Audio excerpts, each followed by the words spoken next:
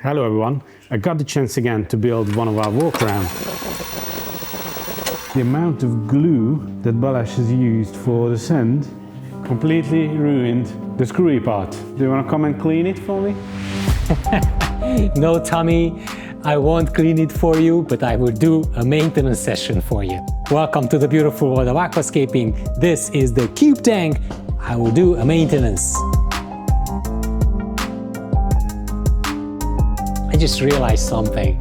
In the last years, I'm actually not coming in after hours into the gallery. I'm spending most of the days here. If you ask Tommy, some of the days here. but you know, I miss this. Just me and the nature aquariums around me. The fact that I was alone here after hours for the whole night, it just gave me something. You know, having these aquariums is filling me up with a lot of zen, a lot of calmness.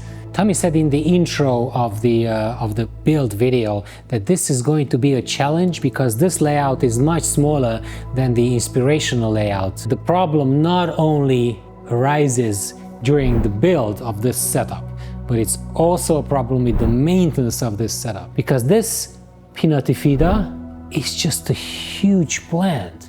If you don't trim it like every week, it's gonna grow like crazy. I've got the best maintenance tool here. Check this out. Where's my long scissors, Tommy? He took it.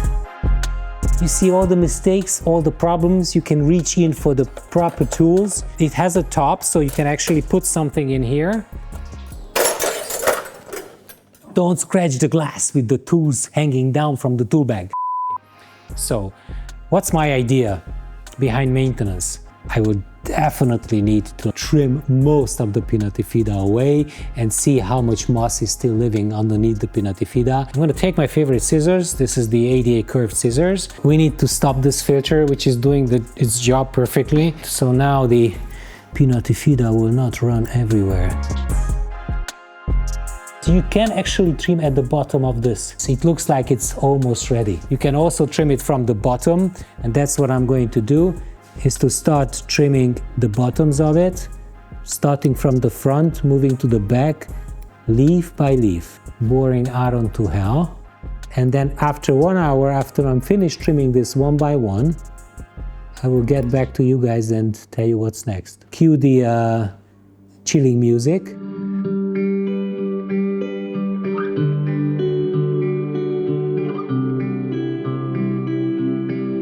Started from this corner because this is what you see when you enter the Green Aqua gallery.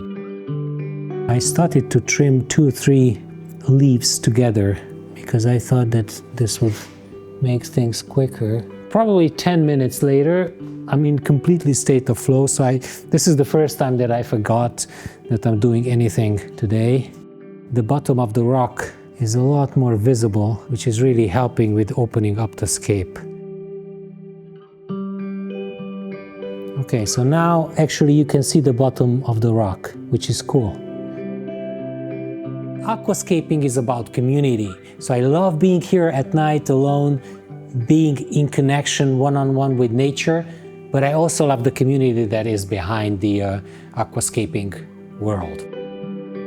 We had people flying in from India, from Brazil, and from other continents just for this. Just to see these aquariums in, live.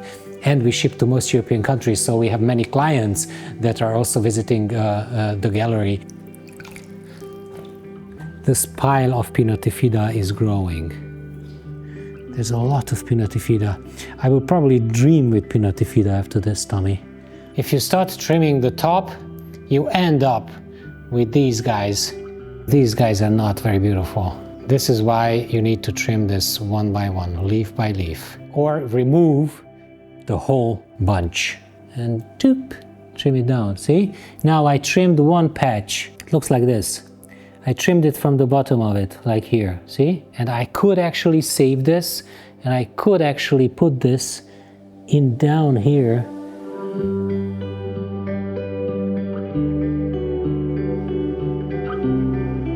I don't do this for business. It has a good business aspect, and thanks for the support, very important, but I do this to communicate this feeling that I have right now. And I think you can have it. You can have it with one aquarium at home. We have a couple of maintenance videos and I explain to you why getting into a psychological state of flow is very good for your health, mental health.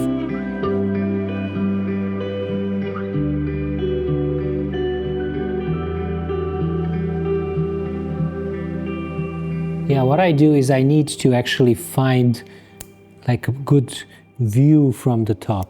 So what I'm doing is I'm removing the top leaves one by one, or maybe bunch by bunch, so that I can start seeing what's underneath. I just realized that if you look from below, then you can identify the stems one by one. I certainly gave some depth to the layout, but I certainly took away a lot of detail. And that is very, very concerning. I think I will stop here before I move on to the other parts of the aquarium, and I will add a little bit of moss just to see how this whole thing looks. Good thing about this maintenance cart is that you can actually put all the plants and everything that you need on top. So this is the Christmas moss. You take the moss, take whatever you want, drop the glue into the water, and it floats. See, this is floating. So you can just take it out. Perfect. This is the Green Aqua gel type super glue, which is perfect to be used underwater, and it will not harm the fish because it will not leach anything into the water.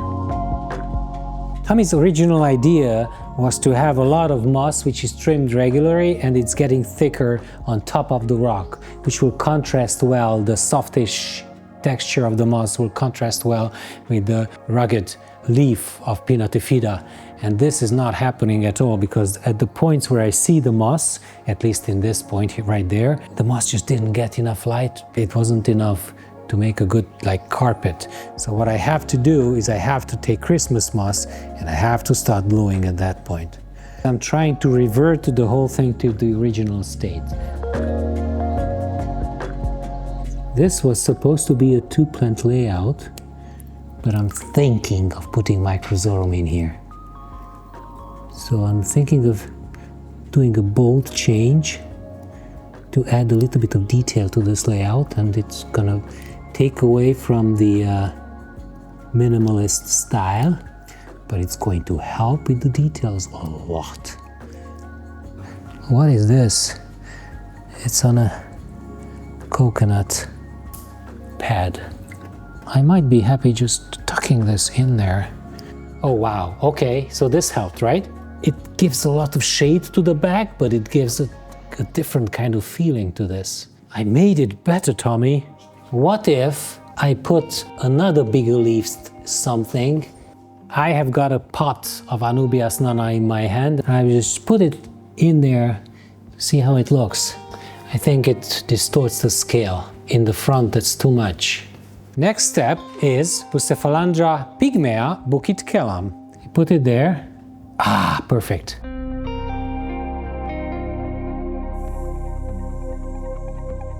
Okay, cool, nice.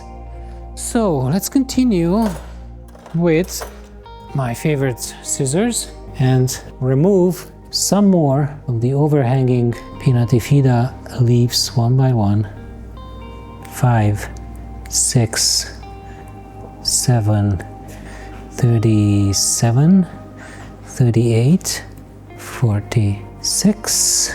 So if we count how many cuts I actually made, I would say that we have made around 500 to 600 cuts already, and it's gonna be like 2,000 cuts at the end of the streaming session. I don't think that there are 2,000 cuts in this video, Aaron.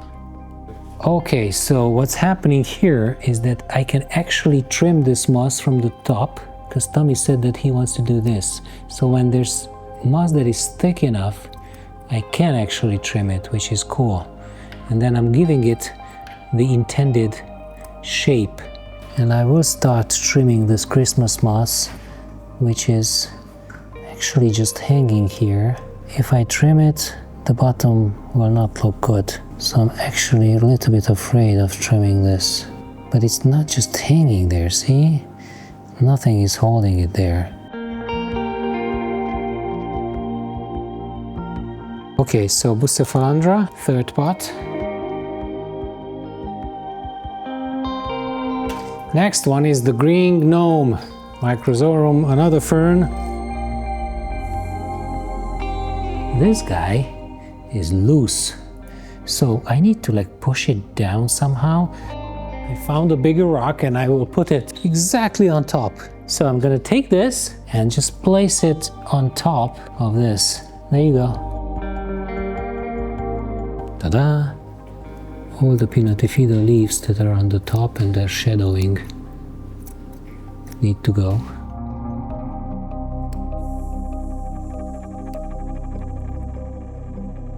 I cannot even see what I'm doing. I'm just cutting the path and freeing it up, half blind. I'm moving the water. Can you tell which one is fish and which one is plant? No, right? I'm sure this is gonna be ugly when I finish. Tommy's gonna kill me. Any plants that are like leaning against the glass, that is an issue, okay? That doesn't look good. It stays in an artificial way and it needs to be trimmed.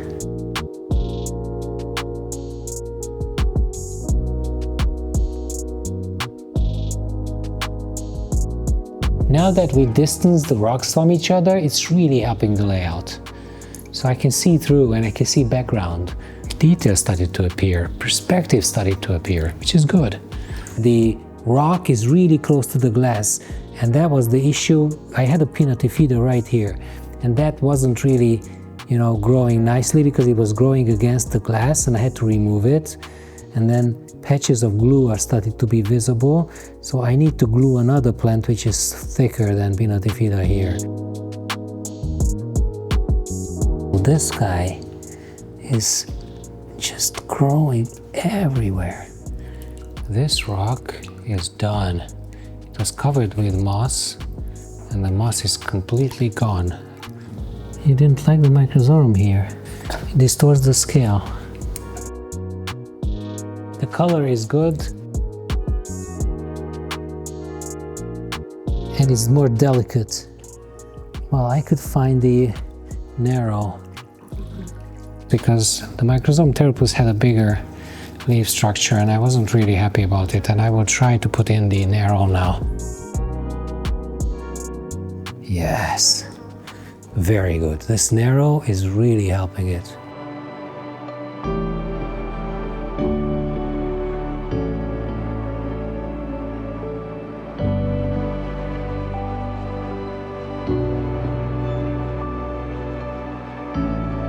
Two and a half hours of maintenance and I am kind of ready with trimming, adding a lot of new plants.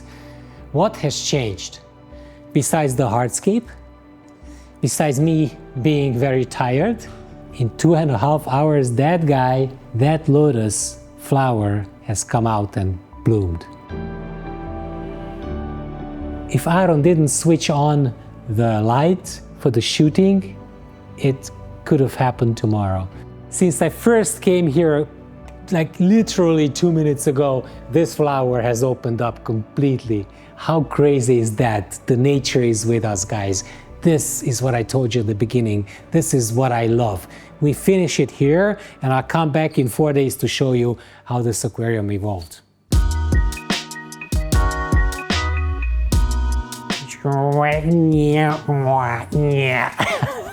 We are 4 days later and the lotus on the left side is no longer blooming, but there's a new one coming out here. I'm happy with what's happening with the 550. Let's see if I'm happy with what's happening with this aquarium. First of all, Tommy wasn't happy because I put that rock in there on the top of this thing, so I had to remove it this morning. The main idea of having just two plants, the pinnatifida and the mosses in this scape, was working perfectly, and I introduced Bucephalandra and some Microzorum over there, they didn't like that fact. I think they're right, but I still like it as it is, so I'm not gonna take out all the plants that I put in. You can actually argue if it's better or worse, let me know in the comments. It's cleaner, you can see through better, you don't have a big mass of one plant overgrowing the other, you have details, the pathways between the rocks are visible, the whole scape is really like balanced, the balance of fish and plants and hardscape is okay.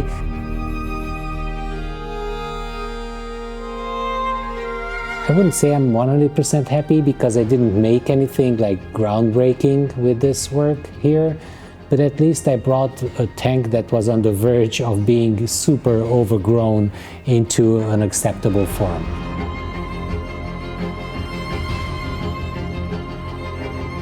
I thought that the best idea was to use these plants in there, like these Bucephalandras, these green Bucephalandras, to like enhance the reddish, darker look of the scape. Do you have any other ideas? Let me know in the comments, because you know, I was debating a lot on what to use during the maintenance phase of this video.